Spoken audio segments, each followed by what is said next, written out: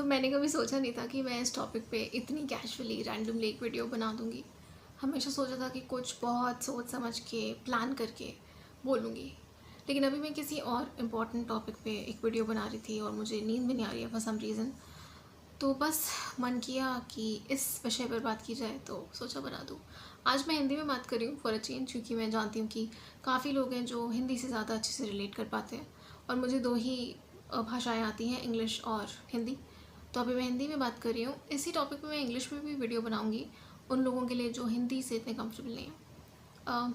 But अभी के लिए मैं जितनी हिंदी हो पाए उतनी हिंदी बोलूँगी, क्योंकि मुझे अपनी हिंदी भी सुधारनी है। स्कूल के बाद हिंदी काफ़ी वीक हो गई है और ये अच्छी बात नहीं है। खैर, अब इस टॉपिक पे आते हैं। आपने टाइटल पढ़ लिया होगा कि टूटे हुए दिल को कैसे जोड़ा जाए, समथिंग अलॉन्ग दीज लाइन्स। बीच में थोड़ी थोड़ी इंग्लिश भी बोलूँगी, तो बेयर विद मी। देखो, ये जो टॉपिक है ना, ये आई थिंक दुनिया के पता नहीं कितने हज़ारों लाखों करोड़ों लोग इससे रिलेट कर पाएंगे और उन्हें इस जवाब का इंतज़ार है। लेकिन मैं अभी बता दूं कि इसका कोई एक लाइन में या एक लफ्ज़ में जवाब है ही नहीं, क्योंकि दिल टूटना ना एक बड़ा ही पर्सनल सा, बड़ा ही व्यक्तित्व सा एक एक्सपीरियंस है। मतलब बहुत ही इंडिविजुअलिस्टिक एक्सपीरियंस है। अगर मेरी हिंदी ख़राब हो तो प्लीज़ कमेंट्स में बताना मैंने कहाँ कहाँ गलती की, सो आई कैन इम्प्रूव। लेकिन ये एक ऐसा एहसास है जो हम सिर्फ महसूस कर सकते हैं, हम शब्दों में बयान भी नहीं कर सकते। जैसे प्यार होना एक ऐसा एहसास है जो हम बयान नहीं कर सकते। लव की कोई एक स्टैंडर्डाइज डेफिनेशन नहीं है, वैसे हार्ट ब्रेक की भी नहीं है। हम सब इसे रिलेट कर सकते हैं किसी न किसी लेवल पे, लेकिन सबका एक्सपीरियंस यूनिक है, अलग है। अब इससे निकला कैसे जाए भी एक बहुत बड़ी समस्या है। कई लोगों के साथ क्या होता है कि जब उनका हार्ट ब्रेक होता है तो वो स्ट्रेस में आ जाते हैं, ट्रॉमा में आ जाते हैं, डिप्रेशन में आ जाते हैं। उनके लिए हार्ट ब्रेक एक अलग लेवल पे ऑपरेट करता है। कुछ लोग अपने आप को संभालने की, बचाने की कोशिश करते हैं, तो उनके साथ शायद इतना एक्सट्रीम नहीं होता, लेकिन वो फिर भी परेशान होते हैं, क्योंकि तकलीफ़ तो है, दुख है, दर्द है। लेकिन इससे निकला कैसे जाए? तो मैं पर्सनल एक्सपीरियंस से बता सकती हूँ आपको कि आप कितनी कोशिशें कर लीजिए, कितने आप वीडियोस देख लीजिए, आर्टिकल्स पढ़ लीजिए, किताबें, लोगों से बातें, थेरेपी, कुछ भी, आपको ये सब बाहरी चीज़ें हेल्प करेंगी, डेफिनेटली हेल्प करेंगी, लेकिन एक पर्टिकुलर एक्सटेंट तक। थेरेपी सबसे ज़्यादा हेल्प करेगी मेरे ख्याल से, लेकिन बाकी चीज़ें भी एक आइडिया दे देंगी आपको। लेकिन जो जो असली ताकत है ना, वो आपके अंदर है। That power with in you, the self healing properties of every human being, जो आपके अंदर एक हीलर बैठा है ना, उसको आपको जगाने की ज़रूरत है। You have to tap into that person.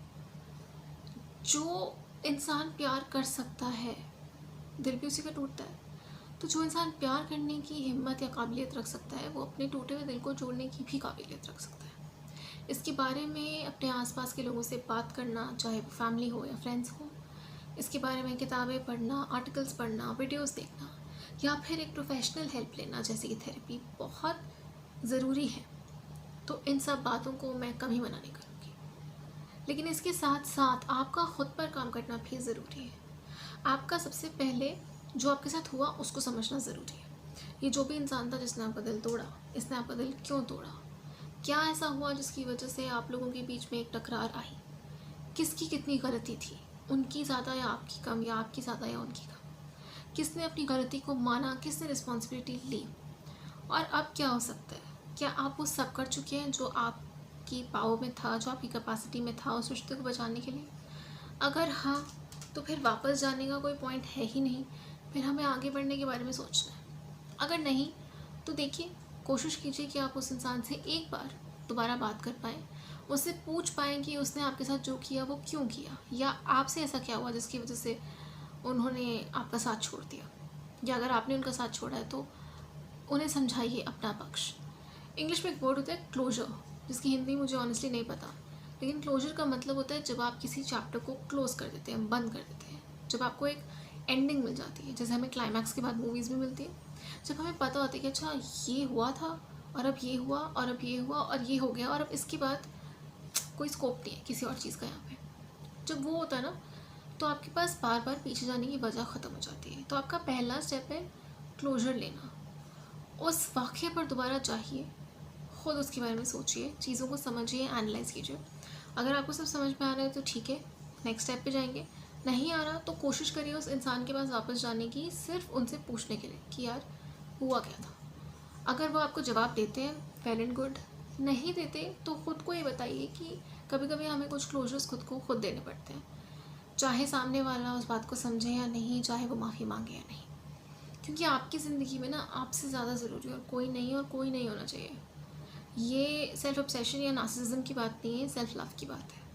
तो जो प्यार आपने किसी और को दिया जिसके बदले में आपको हार्ट ब्रेक मिला, वो प्यार जब आप खुद के लिए जगाना और जताना शुरू कर देंगे ना, तो आप हील होने लगेंगे। और ये एक दिन या एक रात में नहीं होगा, ये लंबा प्रोसेस है, इसे महीनों या सालों लग सकते हैं, पर कोशिश करते रहिए। उस चीज़ का आप जब मीनिंग समझने लगेंगे, आपके साथ जो ट्रेजेडी हुई वो क्यों हुई, उसका आपकी लाइफ में क्या रोल था, आपने इससे क्या सीखा और अब आप इससे आगे कैसे बढ़ सकते हैं, तब आपके साथ हुई बड़े से बड़ी ट्रेजेडी भी आपको इतनी बड़ी नहीं लगेगी। मैं समझ रही हूँ कि ये बोलना बहुत आसान है, करना बहुत मुश्किल है। मैं ख़ुद इस दौर से बहुत सालों तक गुजर चुकी हूँ, मुझे पता है। लेकिन ना, जिस दिन आपने अपने आप को अपनी प्रायोरिटी बना लिया, अपने आप से प्यार करने की कोशिश शुरू कर दी, उसकी तरफ एफर्ट्स लेने शुरू कर दिए, और अपने दिमाग में एक क्लियर पिक्चर बनाई कि जो हुआ वो कैसे हुआ, क्या हुआ, क्यों हुआ, और उसके पीछे आपकी ज़िंदगी का क्या एक मकसद बन सकता है, आपको क्या छोड़ना है, क्या आगे लेके जाना है, क्या लेसन्स हैं। जब आप ये सब करने लगेंगे, आपको समझ में आएगा कि आपकी ज़िंदगी ना उस एक इंसान से बहुत ज़्यादा बढ़ के है। वो एक इंसान आपको इतना कंट्रोल नहीं कर सकता, और किसी के गम में मुब्तला होके अपनी ज़िंदगी रोक देना प्यार वैसे भी नहीं है, ये कमज़ोरी है।